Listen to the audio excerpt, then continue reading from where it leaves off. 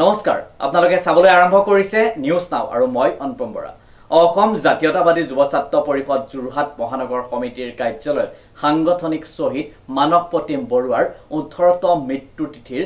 জনোৱা হয় একাজলি শ্ৰদ্ধাঞ্জলি নিউজ নাওৰ এক বিশেষ প্ৰতিবেদন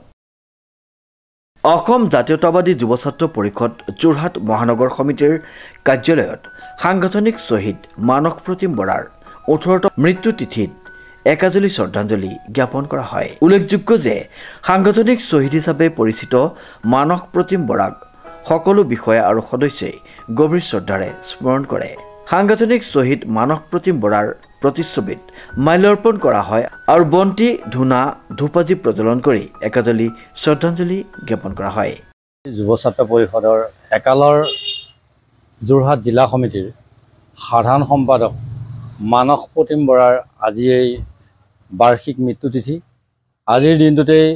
মানস প্ৰতিম বৰাই এই সংসাৰ ত্যাগ কৰিছিল অসম জাতীয়তাবাদী যুৱ ছাত্ৰ পৰিষদৰ একালৰ সুদক্ষ নেতা বলিষ্ঠ এক কণ্ঠ আছিল মানস প্ৰতিম বৰাৰ মানস প্ৰতিম বৰাই কোনোদিন কোনো কাৰণতে কাৰো লগত আপোচ কৰা নাছিল মানস প্ৰতিম বৰাৰ যি বলিষ্ঠ পদক্ষেপ আছিল সেই বলিষ্ঠ পদক্ষেপক সেও মানিছিল বহুত দুৰ্নীতিৰ বিৰুদ্ধে তেওঁ থিয় দিছিল যাৰ পৰিপ্ৰেক্ষিতত মানস প্ৰতিম বৰাই সংগঠনৰ কাম কাজ কৰি ঘৰলৈ গৈ থকাৰ অৱস্থাত পিছফালৰ পৰা কোনো দুৰ্বৃত্তই গুলিয়াই আহত কৰিছিল মানস প্ৰতিম বৰাৰ সেই গুলিয়াই আহত কৰা দিনৰ পৰা প্ৰায় 3 মাহ দিন তেখেত চিকিৎসাধীন হৈ আছিল গুৱাহাটীত চিকিৎসা হৈছিল চেন্নাইত চিকিৎসা হৈছিল যোৰহাট হস্পিটেলত চিকিৎসা হৈছিল গতিকে তাৰ 3 মাহৰ পিছত সেই মানস প্ৰতিম বৰাই আজিৰ দিনটোতে শেষ নিশ্বাস ত্যাগ কৰিছিল আজিৰ এই দিনটোক অসম জাতীয়তাবাদী যুৱ ছাত্ৰ পৰিষদ যোৰহাট জিলা সমিতিয়ে সেই সাংগঠনিক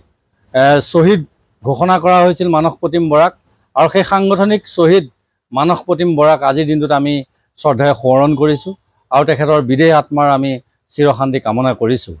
মানস প্ৰতিম বৰাৰ যি আদৰ্শ আছিল সেই আদৰ্শক অসম জাতীয়তাবাদী যুৱ ছাত্ৰ পৰিষদৰ প্ৰতিজন সতীৰ্থই যাতে সেই আদৰ্শক গ্ৰহণ কৰি সংগঠনৰ উত্তৰণৰ ক্ষেত্ৰত তেওঁৰ দৰে দক্ষতাৰে কাম কৰি যদি যায় নিশ্চিতভাৱে জাতীয়তাবাদী যুৱ ছাত্ৰ পৰিষদে যোৰহাটত বিশেষকৈ যোৰহাটত এক মাত্ৰা পাব বুলি আমি অনুভৱ কৰিছোঁ আৰু সেয়ে সকলোলৈকে আমি আহ্বান জনাইছোঁ যে মানস প্ৰতিম বৰাৰ সাংগঠনিক শহীদ মানস প্ৰতিম বৰাৰ আদৰ্শৰে আদৰ্শিত হওক উক্ত শ্ৰদ্ধাঞ্জলি অনুষ্ঠানত মানস প্ৰতিম বৰাৰ সাহসিকতা আৰু সংগঠনৰ প্ৰতি তেওঁৰ অংগীকাৰৰ বিষয়ে গভীৰ ব্যাখ্যা আগবঢ়োৱা হয় শ্ৰদ্ধাঞ্জলিৰ সময়ত তেওঁক নতুন প্ৰজন্মই কিদৰে